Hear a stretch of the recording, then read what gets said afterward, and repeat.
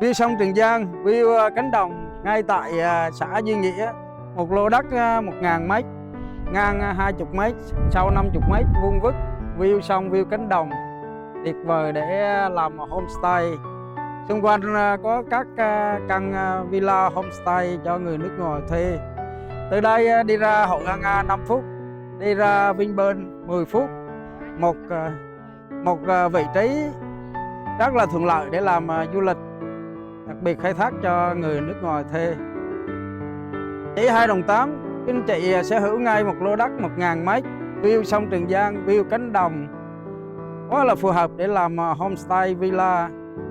Quý anh chị quan tâm đến lô đất này, liên hệ ngay cho Tuấn để được hỗ trợ xem lô đất, chốt cùng Tuấn lô đất này. Quý anh chị có nhu cầu mua bán ký gửi bất động sản, liên hệ ngay Tuấn để được hỗ trợ.